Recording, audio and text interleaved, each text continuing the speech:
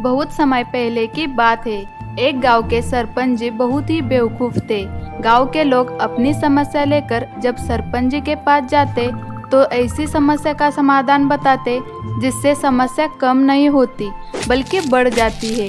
ऐसे ही एक दिन अरे शामू, तुम मेरे पेट से आम चोरी क्यों कर रहे हो?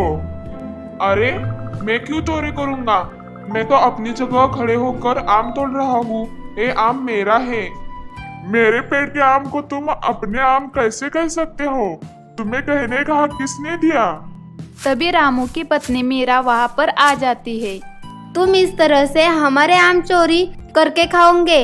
हम तुम्हें सरपंच जी के पास लेकर जाएंगे और तुम्हें सबक सिखाएंगे, समझे?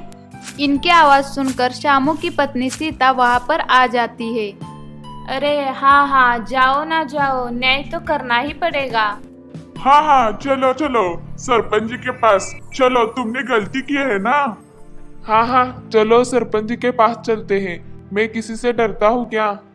रामू और शामू सरपंच जी के पास जाते हैं। सभी मिलकर सरपंच जी की राह देख रहे थे कि तभी ये देखो, बेवकूफ सरपंच इधर ही आ रहा है। ओ सरपंच, बुद्धू कहीं का, कोई इसे मानता भी नहीं। बहुत बड़ा बेवकूफ है वो। ओ सरपंच जी, कहाँ जा रहे हो? अरे वही गांव की तरफ जा रहा था। देखता हूँ आज कौन क्या समस्या लेकर आ रहा है। वहाँ पर मैं नहीं रहूंगा तो समस्या का समाधान नहीं होगा। जाता हूँ। बेवकूफ कहीं का। सरपंच वहाँ से निकलकर पंचायत में आ जाता है। सरपंच जी, आपको इस समस्या का हल निकालना है। अरे विचार करने ही तो यहाँ पर बैठा हूँ। बोलो क्या बात है? खुल के बताओ जरा। रामू और शामू सारी बातें सरपंच जी को बताते हैं। अरे यह तो बहुत ही साधारण समस्या है। मेरे जैसे विद्वान के पास इतना छोटा सा मसला लेकर आए हो। छे अरे पेड़ ही काट दो, समस्या ही मिट जाएगी। सही बात कही ना? आम का पेड़ है मेरी तरफ और टहली है शामू की तरफ, पर पेड़ तो मेरा ही है ना। अब तो ये पेड़ की गलती है। हाँ सरपंच जी, आपने बहुत अच्छी तरकीब दी है। ये पेड़ की गलती है। अरे मैं जानता हूँ, सही उपाय तो मेरी दिमाग से ही निकलता है। हा। चलो पेड़ काटना होगा। सरपंच गांव वालों के साथ मिलकर रामू और शामू के घर जाता है और वो मजदूर के साथ मिलकर आम का पेड़ काट देता है। आम का पेड़ काटने के बाद वो शामू की ओर गिरता है। शामू और सीता मिलकर वो आम तोड़ लेते हैं। रामू और मीरा ये सब देखते ही रहते हैं। अरे एक क्या बात हुई, एक ऐसा न्याय मिला हमको। अब मैं क्या करूं? सरपंच जी ने तो यही उपाय दिया था। सरपंच जी ने ये सही नहीं किया। ठीक है, मैं भी देख लूंगी इन्हें। अगले दिन मीरा खाना बनाने के लिए रसोई में जा रही थी कि तभी एक चूहा आलू के ढेर पर बैठा हुआ आलू खा रहा था। जैसे ही चूहा मीरा को देखता है वो वहाँ से भाग जाता है।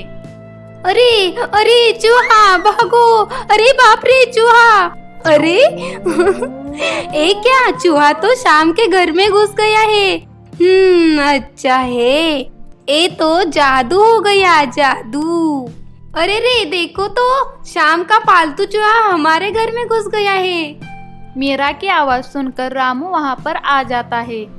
क्या चूहा? वो भी उनका पालतू? ये क्या कह रहे हो मीरा तुम? चूहा भी कोई पालता है क्या? अरे हमारे सरपंच जी तो एक नंबर के बेवकूफ है। उन्हें सब चीजें समझ नहीं आएगी। तुमने बिल्कुल सही कहा मीरा। ए शामू, बाहर आ जा बाहर। चूहा पालता है और हमारे घर बेचता है। आज मैं तुम्हें नहीं छोड़ने वाला, बाहर आ जा। रामू और शामू फिर से सरपंच जी के पास चले जाते हैं। नहीं श्याम, तुमने ये चूहा पालकर बिल्कुल सही नहीं किया है। ये आप क्या कर रहे हो भला? चूहा भी कोई पालता है क्या? मैं चूहा कैसे पालूंगा? क्यों? जब कुत्ता पाल सकते हैं तो चूहा क्यों नहीं पाल सकते? राम, तुम एक काम कर लो, तुम एक बिल्ली पाल लो। तुम्हारी बिल्ली शाम के चूहे को खा लेगी। क्यों, कैसा लगा मेरा उपाय? हाँ सरपंच जी, आपने बहुत अच्छा उपाय बताया है। अगले दिन रामू बिल्ली को घर ले आता है और उसे कमरे में रख कर चला जाता है। रामू के घर में जब चूहा आ जाता है तो बिल्ली को देखते ही वो चूहा वहाँ से भाग जाता है। ऐसे ही कुछ महीने बीत जाते हैं। शामू की पत्नी सीता रसोई घर में जाकर देखती है तो बिल्ली दूध पी रही थी। जैसे ही बिल्ली सीता को देखती है तो वो वहाँ से भाग जाती है। अरे पी लिया रे, सारा दूध पी लिया इस बिल्ली ने। रामू और मीरा ने उसकी पालतू बिल्ली को सिखाकर भेजा है। मेरे घर का सारा दूध पीकर चली गई। अरे रे, अब जाओ सरपंच जी के पास। ये समस्या तो बहुत बड़ी हो गई। ठीक है, बिल्ली को पकड़ने के लिए अब कुत्ता लाना पड़ेगा। श्याम, तुम एक कुत्ता पाल लो। हाँ सरपंच जी। अगले ही दिन श्याम एक कुत्ता लेकर घर आ जाता है। जैसे ही कुत्ता बिल्ली को देखता है, बिल्ली वहाँ से भाग जाती है। श्यामू और सीता सब देखकर हंसने लगते हैं। कुछ दिनों के बाद मीरा रास्ते से जा रही थी। अरे अरे, ये कहाँ से आया? जा जा, निकल यहाँ से। श्यामू का पालतू कुत्ता मीरा के पास जाता है और मीरा को काट लेता है। मीरा रोने लगती है।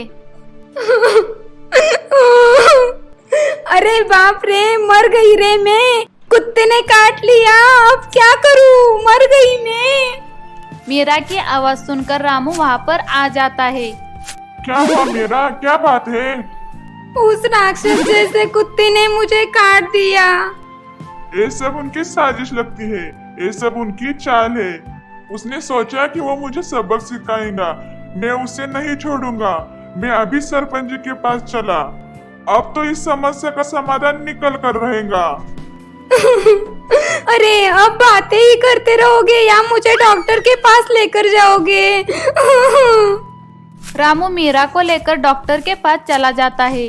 डॉक्टर मीरा को कुछ दवाइयाँ दे देते हैं। रामू मीरा को घर छोड़कर पंचायत में चला जाता है। गांव वाले सभी वहाँ पर आ जाते हैं।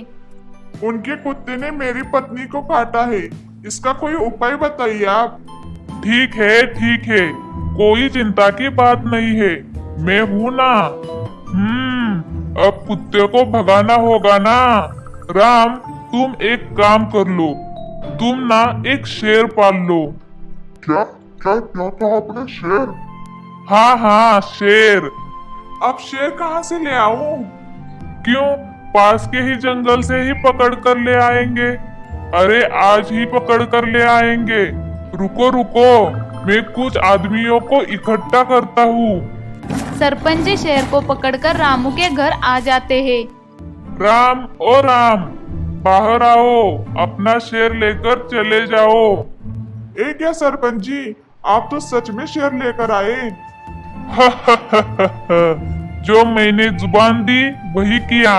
लो अपना शेर लो और कुत्ते को भगा दो। रामू शेर को ले लेता है।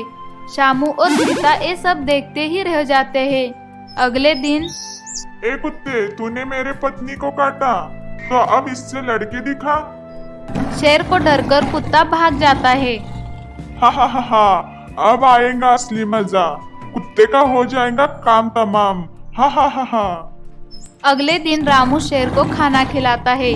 जैसे ही रामू घर में चला जाता है, शेर गांव में भाग जाता है और हल्ला मचाने लगता है। शेर को डरकर गांव वाले भाग जाते हैं।